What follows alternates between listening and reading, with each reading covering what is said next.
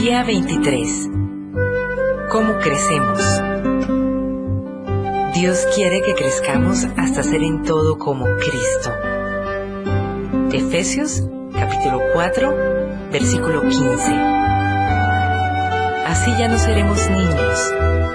Efesios, capítulo 4, versículo 14. Dios quiere que crezcas. Dios quiere que crezcas. La meta de nuestro Padre Celestial es que maduremos y desarrollemos las características de Jesucristo. Lamentablemente, millones de cristianos envejecen, pero nunca maduran. Están atascados en una infancia espiritual perpetua. Permanecen en pañales y zapatitos de lana, porque nunca tuvieron la intención de crecer. El crecimiento espiritual no es automático. Requiere compromiso intencional. Debes desear crecer, decidir crecer, hacer un esfuerzo por crecer y persistir en el crecimiento. El discipulado, el proceso de convertirlos más semejantes a Cristo, siempre empieza con una decisión. Jesús nos llama y nosotros respondemos. Jesús le dijo: «Ve, sé mi discípulo». Así que Mateo se levantó y lo siguió. Cuando los primeros discípulos decidieron seguir a Jesús, no entendieron todo el alcance de su decisión. Simplemente respondieron a la invitación del Maestro. Eso es lo único que se necesita para empezar: decidir convertirse en discípulo. Nada le da más forma a tu vida que los compromisos que asumas. Ellos pueden servir para tu desarrollo o destrucción, pero en ambos casos te definirán. Dime con qué estás comprometido y te diré lo que serás en 20 años. Llegamos a ser lo que nos comprometemos ser. Llegado ese momento de compromiso, la mayoría de las personas pierden el propósito de Dios para sus vidas. Muchas temen comprometerse con algo y simplemente vagan sin rumbo por la vida. Otras, sin mucho entusiasmo, se comprometen con valores incompatibles y acaban en la frustración y la mediocridad. Otras asumen un compromiso total con metas mundanas, tales como llegar a ser ricas o famosas, solo para terminar defraudadas y amargadas. Como todo lo que se elige hacer tiene consecuencias eternas, será mejor que elijas con sabiduría. Pedro advierte: «Ya que todo lo que nos rodea será consumido por el fuego, ¿qué vidas santas y piadosas deberíamos vivir?». El papel de Dios y el tuyo. Ser semejante a Cristo es el resultado de que tomes las mismas decisiones que Él y depender de su Espíritu para ayudarte a cumplir con tus decisiones. En cuanto decidas con seriedad llegar a ser semejante a Cristo, deberás empezar a actuar de una manera nueva. Tendrás que abandonar algunas rutinas viejas, desarrollar hábitos nuevos y cambiar intencionalmente tu manera de pensar. Podrás estar seguro de que el Espíritu Santo te ayudará con tales cambios. La Biblia dice: «Lleven a cabo su salvación con temor y temblor, pues Dios es quien produce en ustedes tanto el querer como el hacer para que se cumpla su buena voluntad». Este versículo muestra las dos partes del crecimiento espiritual: lleven a cabo y produce.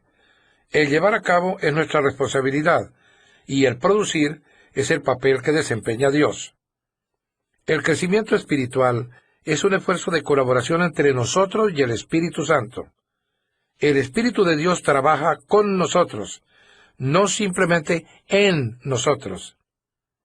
Este versículo, escrito para los creyentes, no se refiere a cómo ser salvos, sino a cómo crecer. No dice: trabajen para su salvación, porque no se puede agregar nada a lo que Jesús ya hizo. Durante un entrenamiento físico trabajamos, realizamos ejercicios físicos para desarrollar el cuerpo, no para conseguir un cuerpo. Cuando armas un rompecabezas, cuentas con todas las piezas. Nuestra tarea es armar el rompecabezas.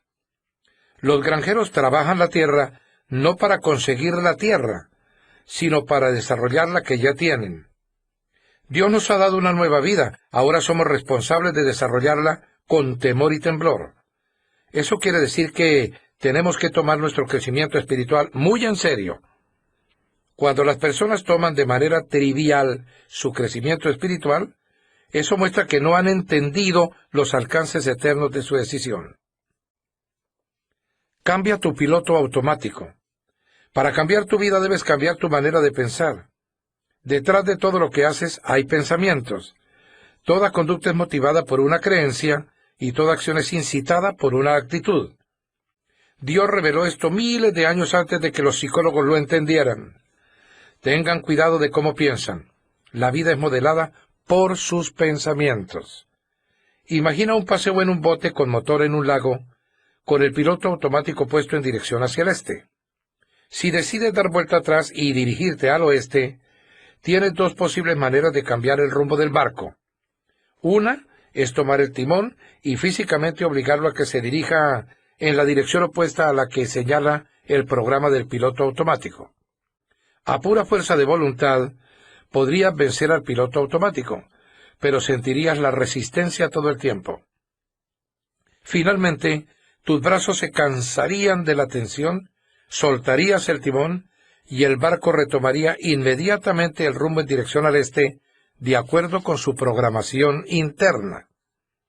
Esto es lo que sucede cuando tratas de cambiar tu vida a fuerza de voluntad. Dices, me obligaré a comer menos, haré más ejercicio, dejaré de ser desorganizado y de ser impuntual. Sí, tu fuerza de voluntad puede producir un cambio a corto plazo, pero crea una tensión interior constante porque no has tratado la causa desde su raíz. El cambio no se siente como algo natural, así que finalmente te rendirás, abandonarás la dieta y dejarás de hacer ejercicios. Rápidamente volverás a tus viejos patrones. Hay una mejor y más fácil manera. Cambia el piloto automático, tu manera de pensar. La Biblia dice, dejen que Dios los transforme en una nueva persona, cambiando su forma de pensar. El primer paso en el crecimiento espiritual es empezar por cambiar la manera de pensar. El cambio siempre comienza en la mente. La manera en que pienses determinará cómo te sientes, y cómo te sientes influirá en cómo actúas. Pablo dijo, debe haber una renovación espiritual de sus pensamientos y actitudes. Para ser como Cristo, debes desarrollar en ti su mente. El Nuevo Testamento llama a este cambio mental arrepentimiento, que en griego literalmente significa cambiar tu mentalidad. Te arrepientes siempre que cambias tu manera de pensar y adoptas la manera de pensar de Dios, con respecto a ti mismo, al pecado, a Dios, a otras personas, a la vida, a tu futuro y a todo lo demás. Asumes la actitud de Cristo y su perspectiva. Se nos manda que pensemos del mismo modo en que pensaba Cristo Jesús. Este mandamiento tiene dos facetas. La primera faceta de este cambio mental consiste en dejar los pensamientos inmaduros que son egoístas. La Biblia dice, dejen de pensar como los niños. Sean niños en la malicia, pero sean adultos en su forma de pensar. Los niños son por naturaleza completamente egoístas. Solo piensan en sí mismos y en sus propias necesidades. Son incapaces de dar, solo pueden recibir. Tienen una manera de pensar inmadura. Por desgracia, muchas personas nunca se desarrollan más allá de ese nivel. La Biblia dice que esta manera egoísta de pensar es el origen de conductas pecaminosas. Los que viven siguiendo sus egos pecaminosos solo piensan en las cosas que su ego pecaminoso desea. La segunda faceta para pensar como Jesús consiste en que empieces a meditar con madurez, enfocándote en otros, no en ti mismo. En su gran capítulo sobre el amor verdadero, Pablo concluyó que pensar en los demás era la señal de madurez. Cuando yo era un niño, hablaba como niño, pensaba como niño, razonaba como niño. Cuando llegué a ser adulto, dejé atrás las cosas de niño. En la actualidad, muchos suponen que la madurez espiritual se mide por la cantidad de información bíblica y doctrina que uno sepa. Si bien el conocimiento es una medida de la madurez, no es todo lo que se necesita. La vida cristiana es mucho más que credos y convicciones. Incluye conducta y carácter. Nuestros hechos deben ser congruentes con nuestros credos y nuestras creencias deben ser respaldadas con una conducta semejante a la de Cristo. El cristianismo no es una religión ni una filosofía, sino una relación y un estilo de vida. El centro de ese estilo de vida es pensar en los demás como lo hizo Jesús, en lugar de pensar en nosotros mismos. La Biblia dice: nosotros debemos pensar en el bien de ellos e intentar ayudarlos haciendo lo que les agrada. Ni siquiera Cristo intentaba agradarse. Pensar en los demás es la esencia de ser semejantes a Cristo y la mejor evidencia del crecimiento espiritual. Esta manera de pensar es antinatural, va en contra de nuestra cultura, es rara y difícil.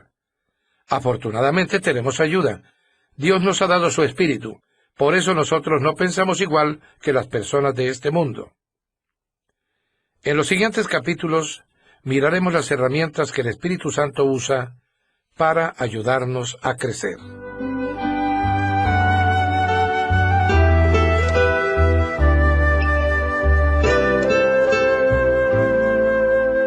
Pensando en mi propósito, día 23.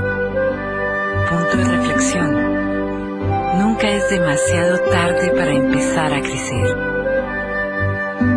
Versículo para recordar.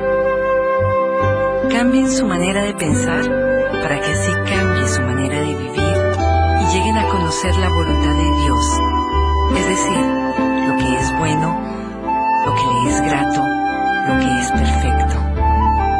Romanos, capítulo 12, versículo 2. Pregunta para considerar. ¿Cuál es una de las áreas donde necesito dejar de pensar a mi manera y comenzar a pensar a la manera de Dios?